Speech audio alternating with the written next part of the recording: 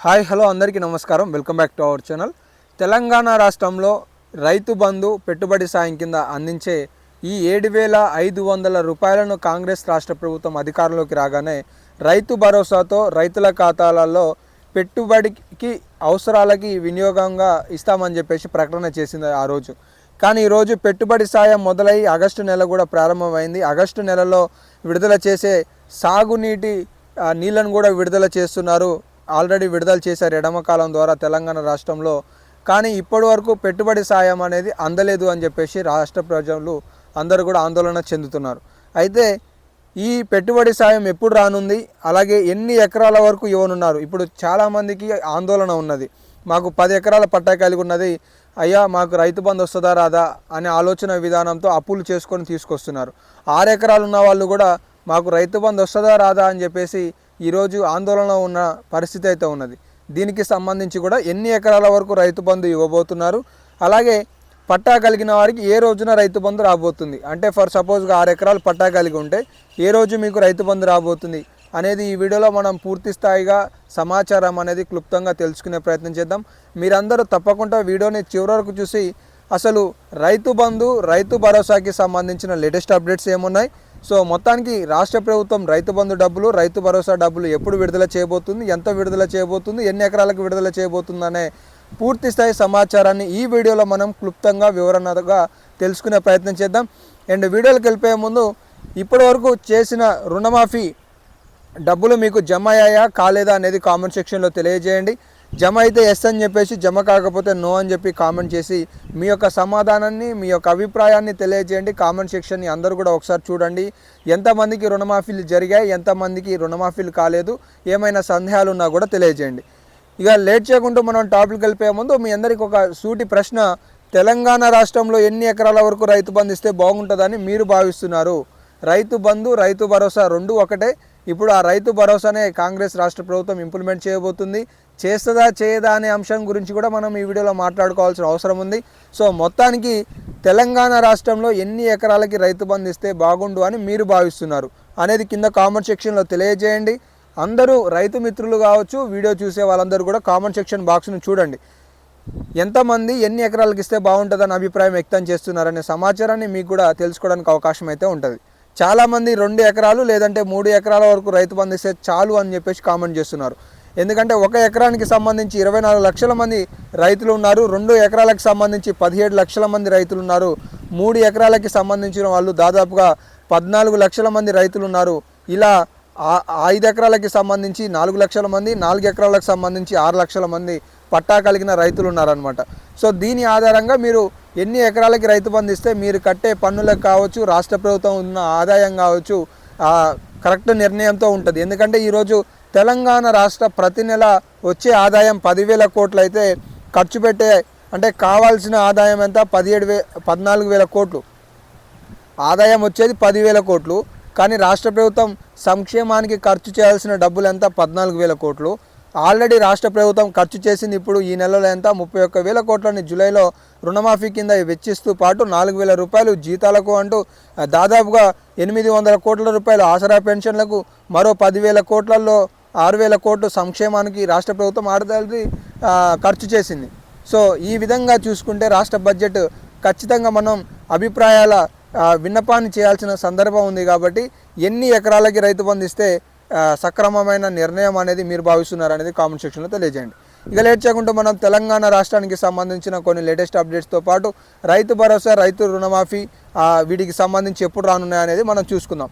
తెలంగాణ రాష్ట్రంలో రైతు రుణమాఫీ అనేది ఐటీ కట్టేవాళ్ళు, ఇన్కమ్ ట్యాక్స్ కట్టేవాళ్ళు, ఉద్యోగస్తులు అంటే గ్రూప్ 4కి పైన ఉన్నవాళ్ళు అంటే తహసీల్దారులు కావచ్చు, ఎంఆర్ఓ, ఆర్డీఓ తదితరులు వాళ్ళకి కావచ్చు, అలాగే రిటైర్డ్ అయి పెన్షన్ పొందుతున్న వాళ్ళకి సంబంధించి కూడా రుణమాఫీ డబ్బులు రాష్ట్ర ప్రభుత్వం విడుదల చేయలేదు అనే సమాచారం అయితే తెలుస్తుంది. అదే రీతిలో తెలంగాణ రాష్ట్ర ప్రభుత్వం రైతు భరోసాకి కూడా ఖచ్చితంగా ఉద్యోగం చేసేవాళ్ళు, ఐటీ కట్టేవాళ్ళు, అలాగే రిటైర్డ్ అయి పెన్షన్ పొందుతున్న వాళ్ళకి కూడా రాష్ట్ర ప్రభుత్వం ఆసరా ఈ యొక్క నిధులని రైతు భరోసా నిధులని కేటాయించొద్దు అన్న ఆలోచనతో ఉన్నట్లు కూడా తెలుస్తుంది అనమాట. ఇక లేట్ చేయకుండా ఈ రైతు భరోసాకి సంబంధించిన కొన్ని అంశాలను చూసుకుందాం. తెలంగాణ రాష్ట్రంలో 100 ఎకరాల వరకు లేదంటే 1000 ఎకరాల వరకు రాష్ట్ర ప్రభుత్వం అంచనాతో బడ్జెట్ నిర్ణయించింది. అదే 7,659 కోట్ల రూపాయలు. కాంగ్రెస్ ప్రభుత్వం ఇప్పుడు ఈ 2024, 2025 బడ్జెట్ని రూపొందించింది. ఈ బడ్జెట్లో మనకి కేటాయించింది యాస్టీజ్ నిధులు దాదాపుగా 15,000 కోట్ల సుమారుగా రాష్ట్ర ప్రభుత్వం ఈ ఈ ఒక బడ్జెట్ సమావేశాలలో కేటాయింపులు చేయడం జరిగింది. అయితే దీన్ని బట్టి మనం అంచనా వేసుకుంటే ఈరోజు 7,500 రూపాయలు 10 ఎకరాలకు ఇస్తే దాదాపుగా 75,000 రూపాయలు అనేవి రైతుల ఖాతాలలో జమ కాబోతున్నాయి అనే అంశాన్ని మనం పరిశీలించుకోవచ్చు. అయితే ఈ జాబితాలలో ఎవరు ఉండబోతున్నారు?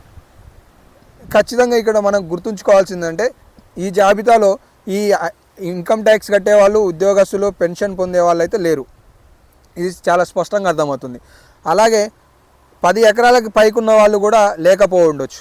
10 ఎకరాలకు పైకున్న వాళ్ళు రైతు బంధు, రైతు భరోసాకి అనర్హులుగా రాష్ట్ర ప్రభుత్వం గుర్తించే అవకాశాలు 100కి 100% ఉండే అవకాశాలు చాలా స్పష్టంగా అవుపిస్తున్నాయి.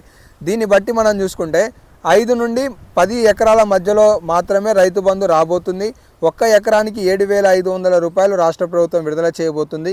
సో దీనికి సంబంధించి ఎప్పుడు విడుదల చేయబోతుంది అనే అంశాన్ని కూడా ఇప్పుడు మనం మాట్లాడుకుందాం. తెలంగాణ రాష్ట్రానికి సంబంధించి రాష్ట్ర ప్రభుత్వం రైతు రుణమాఫీ కోసం బ్యాంకులో ముట్టడి చేశారనే కొన్ని వార్తలను చూడవచ్చు. ఈ వార్తలకి సంబంధించి కాస్త సమాచారాన్ని మీకు అందిస్తాను. ఈరోజు తెలంగాణ రాష్ట్రంలో మొత్తానికి కనుక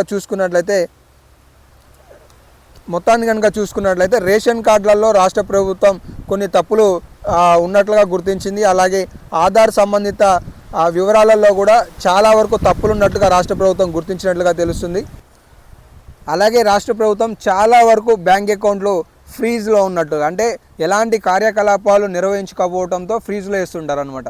దాదాపుగా చాలా వరకు బ్యాంకు ఖాతాలు ఇదే తరహాలో ఉన్నట్లుగా కూడా తెలుస్తుంది. కాబట్టి వీటిని పునరుద్ధరణ చేసుకుంటే రాష్ట్ర ప్రభుత్వం మీ ఖాతాలోకి రైతు బంధు డబ్బులు అనేవి దాదాపుగా 7,500 రూపాయలను విడుదల చేయబోతుంది.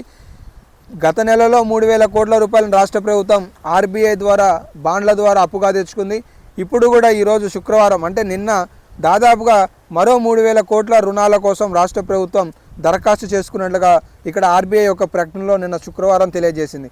అయితే రాష్ట్ర ప్రభుత్వం ఆలోచన విధానం తెలంగాణ రాష్ట్రంలో రైతు భరోసాకి సంబంధించి ఇప్పటికే పెట్టుబడి సాయం కింద అందించాల్సిన డబ్బులు ఆలస్యం అవుతున్న నేపథ్యంలో మొదటి విడత ఆగస్టు 15 తర్వాత 1,000 కోట్ల రూపాయలను విడుదల చేయాలన్న ఆలోచనతో రాష్ట్ర ప్రభుత్వం ఉన్నట్టుగా తెలుస్తుంది.